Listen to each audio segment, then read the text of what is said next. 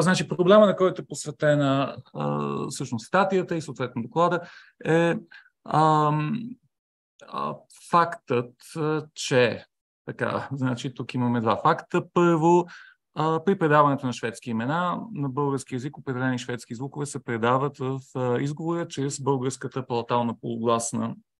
Аз ще произнасям Й, чух сега Йод, така, разбираме се, или чрез палатализирани съгласния, съответно преводаческата транскрипция, чрез писмените знаци за тях.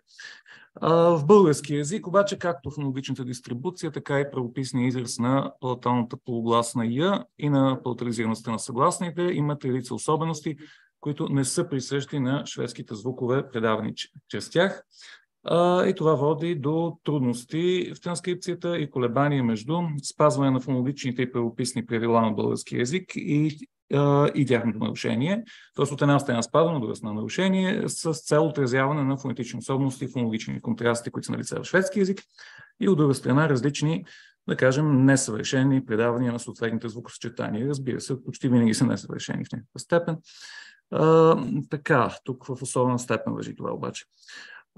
Така, сега ще пропусна напомненията относно това как се изразява полугласната и палатализираността в българския правопис, какви фонологични и съответно правописни ограничения са им присъщи. Сигурен съм, че всички в тази зала са достатъчно запознати с това.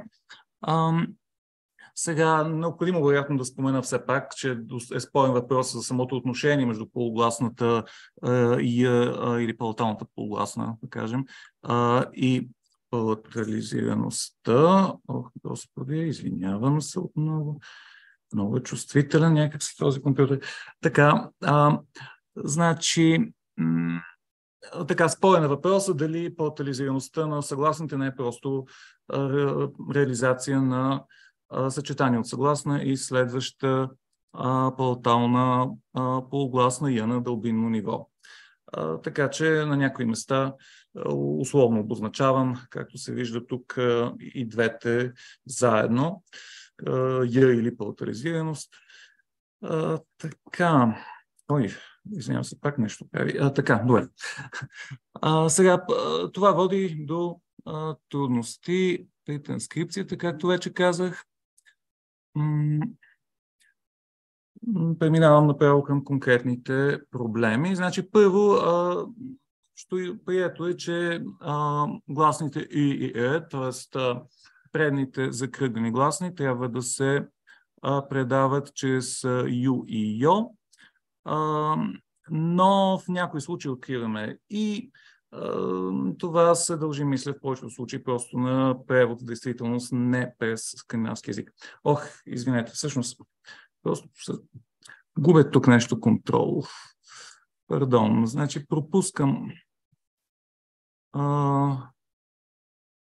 Ще изпреварвам. Стрелките от... Не съм сигурен кои стрелки обаче. Назад напред. Благодаря, чудесно. Така, значи всъщност не успях да кажа на какво се основава изследването. Значи, всъщност в доклада разглеждам въпроса по какъв начин, какви решения на тези проблеми от една страна се препоръчат в прескриптивни публикации, от друга страна в реалната преводаческа практика. Какви избори са направени. Като прескриптивни публикации имам предвид тези на Иван Дойданов от 1984 година, на Павел Стоянов от 1982 година и анонимната наредба номер 6 от 1995 година, по-късно 1999 е последното обновяване, така или допълнение към нея. Източник на данни за преводаческата практика са примери, извлечени от 80 текста на български език, публикувани от края на 60-те години до сега, най-вече преводи от шведски. Сега първият въпрос, както казах, е от нас до предаването на ИИЕ. Тук, да кажем, ще пропусна, това е по-рядък проблем. Този също мисля, че може да пропуснем. Често срещан проблем е предаването на ИИЕ след шушкави съгласни, Ш, Ч и Ж. В шведски всъщност само Ш е актуална за съвременен шведски. Значи, тук по принцип в общите предписания за транскрипция не се допуска изписване на знаци за паутализация след ш, ч и ж. Дориданов също предписва именно такива транскрипции, например Norrköping за Norrköping, докато изненадващо следващите две прескриптивни публикации от 82-95 година все пак с известен официален статус, въпреки това транскрибират именно с такива паутализирани знаци, значи Фревде като Шовде, Ширкхулд като Шуркхулд.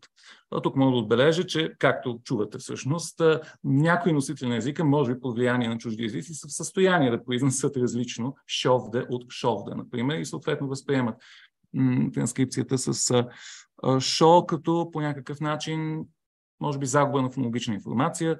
Така или иначе, по мое впечатление, когато питам студентите, коя транскрипция им се струва по-естествена и дори когато пробвам дали са в състояние да произнесат различно, поне в магистърската програма на няколко пъти забелязвам, че одобряват вариант шо или самите те произнасят нещо като шо, което, разбира се, е чуждо собствено на българската фонемна система. Такъв контраст между твърдо и меко ш. Така, сега в практиката през целия разглеждан период преобладават транскрипциите пак като шу и шо, така да се каже, с знаци за паутализираност. Едва през второто десетилетие на 21 век започва да се срещат и изписванията без знак за паутализираност, шушо, особено всъщност именно част от млади преводачи, завършили скандинавистика, които са получили някакви инструкции за това. Така, добре, тук пропускам, това е нещо по-рядък проблем. По-често срещан проблем се отнася до шведската гласна Ю. Значи, проблема с Ю е, че тя има два алофона, от които първият се реализира по-предно, вторият по-задно. По принцип се приема, че това е централно гласно фонологично или средноязично, да я наречем, но така или иначе предната реализация, един алофон е Ю, другия алофон е У. Така, значи, сравнително сложни са правилата, тук съм ги посочил, за дистрибуцията на тези алофони. Така опростено се казва, че Ю е дълги алофон, 5 минути, да. У е кратки алофон. На практика нещата са по-сложни, обаче така или иначе тук Дориданов препоръчва У във всички случаи, Стоянов и наредбата препоръчват Ю за Ю, за дълги алофон, или да кажем за предния алофон, У за централния алофон. Така, в практиката по-скоро обикновено се наблюдават и двата варианта, но като че ли самата дистрибуция много често не е овладяна от преводача и съответно, да речем, се прилага преводото непоследователно. Тоест, откриваме и, да речем, за Sigtuna, Sigtuna, но за Stureplан или понякога пък и средния алофон също е предаден с Ю, като при Uppland предадено като Юпланд или Нортюл.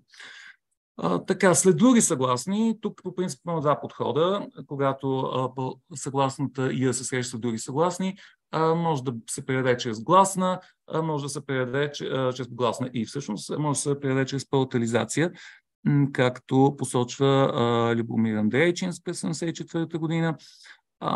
Сега за шведски в повечето случаи няма особени колебания. Специално пред имаме значителен проблем. Значи тук Дориданов и наредбата препоръчват неотразяване, т.е. биеста, например беста. Стоянов препоръчва съчетание ермалаке, типично за руски език, но всъщност не е част, разбира се, от правописната норма за български. Така в практиката всички тези варианти всъщност се срещат. И още два, значи имаме и с И кратко, и с ермалък, и с И, и с Е. Просто е, т.е. пропускане. Така, в някои случаи в шведски полугласната Й е изразена всъщност чрез буквата Г. В този случай на теория не би трябвало да имаме различно отразяване, но всъщност го виждаме. В частност, транслитерация се препоръчва от Дориданов. Стоянов третира я в този случай по същия начин, както и другите. Той е последователен в транскрипцията тук. Така че виждаме Стен Берия, Бери е Форсен, отново така с Ед малък, или просто изпускане, съответно, Анебер, от Анебери. Така, сега в наредбата от 1995 година се предписва и се стига до нещо много странно, именно, че когато звукът е изразен на шведски с буквата Й, се препоръчва предаване като портализация или изобщо неотразяване, докато когато е изразена с буквата Г, тогава се препоръчва предаване с И. Така че от една страна е транслитерация, от друга страна всъщност не се стига до голямо сходство с първоначалното изписване. Така, следни ликвидни съгласни, в общи линии преобладава транслитерацията. Напоследък започва да се среща и варианта, да речем, Бери за Бари, т.е. силогификацията, като в наредбата от 1995 година. Така, тук имаме ситуацията след съгласна, малко по-особена. Тук се среща понякога Р малък, изненадващо. Отново, по принцип, не присъщо, разбира се, на българския правопис.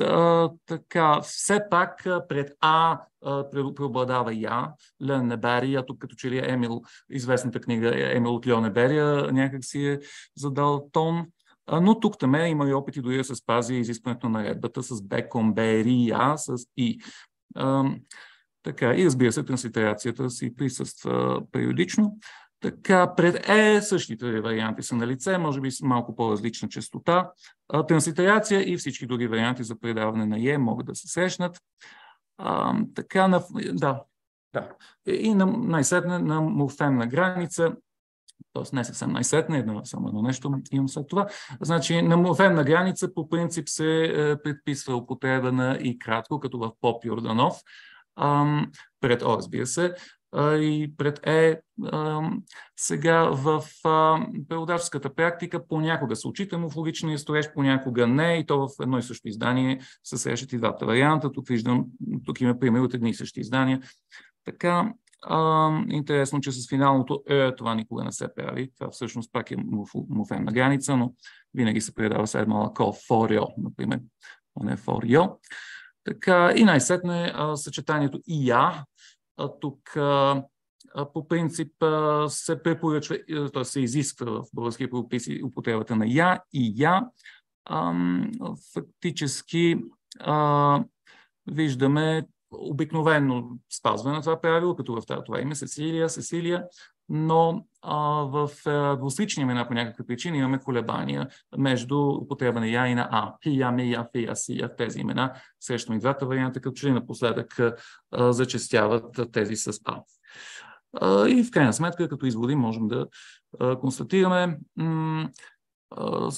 че да, значи това първото можем да кажем да го пропуснем, това е доста субективно като степен.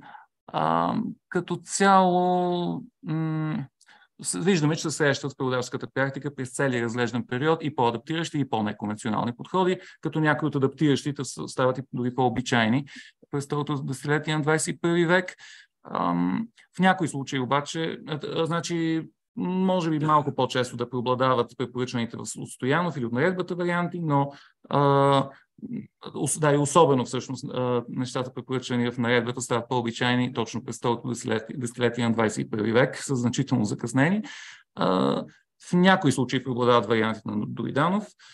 Няма прескриптивна публикация, чието препоръки по всеки от разглежданите въпроси да се спазват в по-голямата част от преводите. Изобщо тук, че ли, с изключение на последното нещо за наредбата, което казах, особено с осъзнаемо влияние на прескриптивните публикации върху действителната практика, като че ли така, да кажем, не е толкова осъзнаемо, колкото човек би могъл да очаква.